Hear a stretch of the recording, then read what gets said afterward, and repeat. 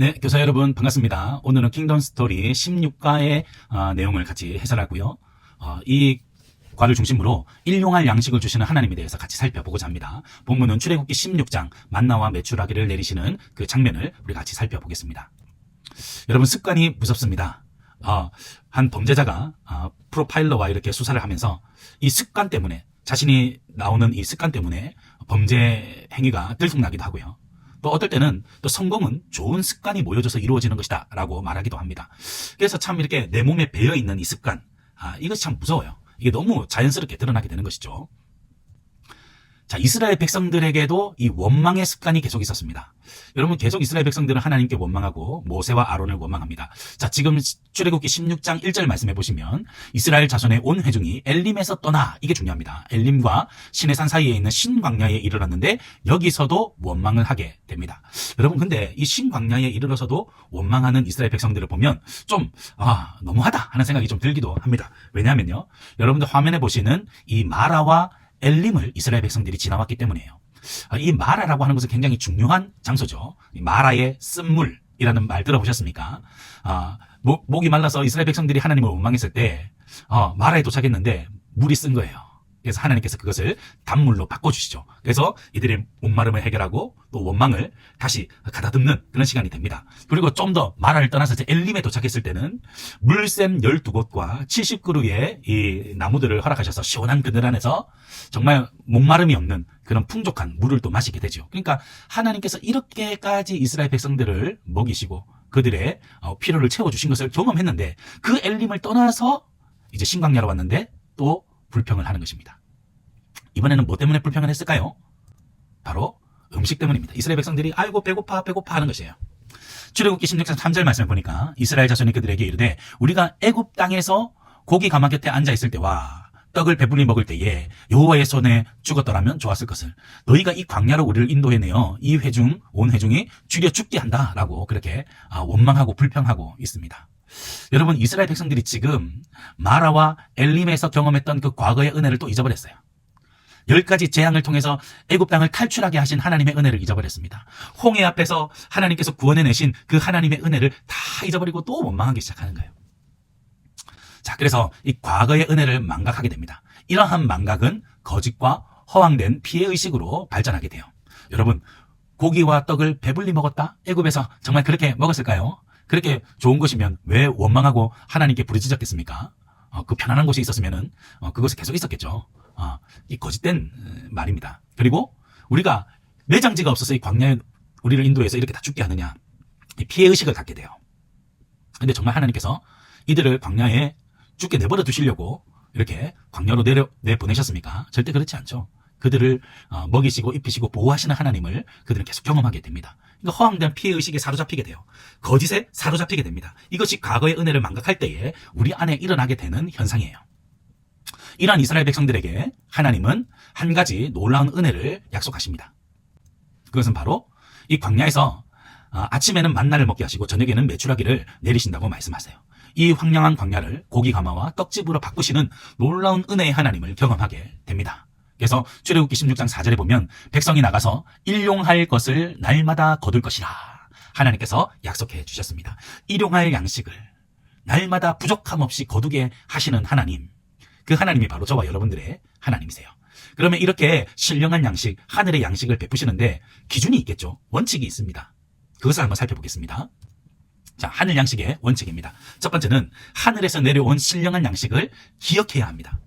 여러분, 처음에 만나가 내렸을 때 이스라엘 백성들이 이것이 무엇이냐라고 서로 막 어리둥절했습니다. 이것을 뭐라고 불러야 될지 몰랐어요. 그래서 이것이 무엇이냐, 이 말 자체가 히브리어로 만후인데요. 이것이 이제 기원이 되어서 만나라고 그렇게 이름을 붙이게 되었다는 것입니다. 그러니까 만나를 우리가 이제 날마다 이스라엘 백성들이 보고 그것을 거두고 먹을 때마다 우리가 한 번도 경험하지 못했던 이것이 무엇이냐, 하나님의 은혜가 아닌가 하는 것을 날마다 기억하게 하신다는 것입니다.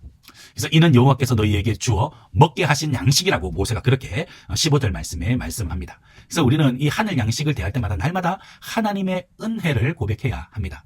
우리에게 날마다 일용할 양식으로 먹이시고 입히시고 보호하시는 하나님, 우리의 영적인 모든 필요를 채우시는 그 하나님을 기억하면서 날마다 하나님이 내게 신령한 것으로 채워주신다는 것을 고백해야 합니다. 감사해야 하는 것이죠. 자, 두 번째 하늘 양식의 원칙은 매일 거두어야 한다는 것입니다. 그날 거두지 않으면 다음날 다 부패하게 됩니다. 그리고 거두었던 것도 먹지 않으면 그대로 부패하고 썩어져 없어지게 되는 것입니다. 하나님이 주시는 은혜, 날마다 채우시는 이 하늘 양식은 날마다 거두어야 돼요.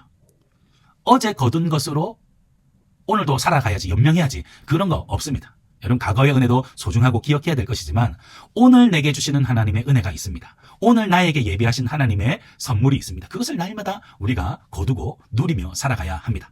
그리고 하루에 한 사람당 한 오멜씩 거두게 하셨습니다. 여러분, 한 오멜은 2리터가량 되는 아주 많은 양입니다.